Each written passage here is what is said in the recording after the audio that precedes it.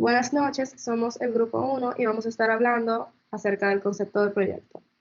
Existen muchas definiciones de qué es un proyecto, pero según el PMBOK Project Management Institute, un proyecto es un esfuerzo temporal emprendido para crear un producto, servicio o resultado único.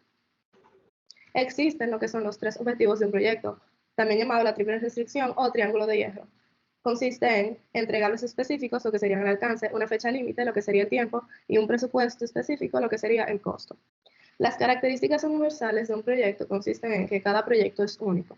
Un proyecto es una ocurrencia única con un conjunto bien definido y específico de resultados finales deseados, y los proyectos tienen una duración finita. El ciclo de vida de un proyecto.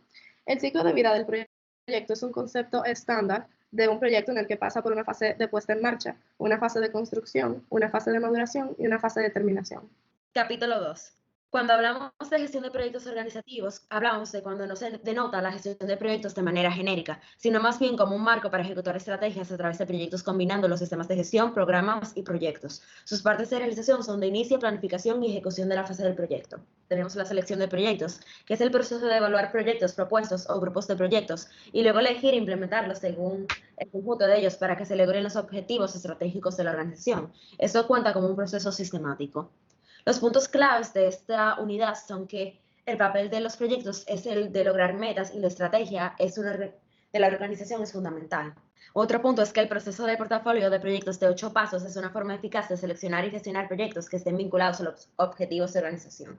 Los pasos preparatorios para usar un molde incluyen identificar los objetivos de la firma, ponderarlos entre sí y determinar los impactos probables del proyecto sobre las capacitaciones competitivas de la empresa.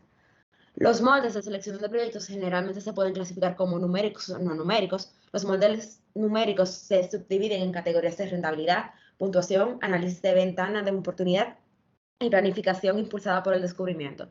Los modelos no numéricos incluyen lo que se conoce como la estrategia de Holy Cow, la necesidad cooperativa, la necesidad competitiva y beneficios comparativos. Por último, el modelo de puntuación de factores ponderados es el modelo más flexible, ya que puede incluir factores monetarios, numéricos y no numéricos. Capítulo 3. El gerente de proyectos. En este capítulo hablaremos sobre la naturaleza de la gerencia de proyectos y las maneras en las que ésta se difiere de la gerencia funcional. Aquí podemos ver una comparación entre el gerente funcional y el gerente de proyectos. El funcional está más orientado analíticamente y usualmente son especialistas en el área que manejan. Los de proyectos empiezan su carrera como especialistas en algún campo informado por un gerente senior, del que él o ella está siendo promovido al puesto de PM en el proyecto Wispan. El gerente funcional debe tener fortaleza en el área de análisis y el PM en el área de síntesis. El funcional es un supervisor técnico directo y el PM un facilitador y generalista. Algunas de las responsabilidades de un gerente de proyectos son finanzas, ingeniería, contratos, planificación, manufactura, procuramiento, calidad, entre otras. Las responsabilidades son muchas, por lo que se dividen en diferentes áreas. La primera es hacia la organización matriz, la segunda es hacia el proyecto y el cliente, y la tercera hacia los miembros del equipo del proyecto.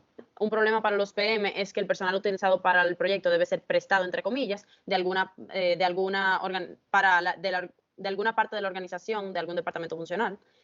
Algunas de las características del personal son las habilidades técnicas de alta calidad, habilidades políticas, sensibilidad en general, orientación fuerte en los problemas, orientación fuerte en las metas y alta autoestima. El modelo de desarrollo del equipo, llamado Tuckman Ladder, contiene los siguientes aspectos, como la formación, el asalto, las normativas y la ejecución.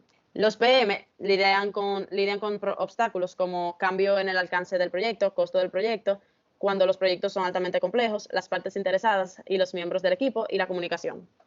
Ahora, para hablar de los atributos que debe poseer un dirigente de proyectos eficaz, para seleccionar un dirigente de proyecto es una de las decisiones más importantes del proyecto, ya que dependiendo de las habilidades que posee la persona, el proyecto se desarrollará de diferentes maneras.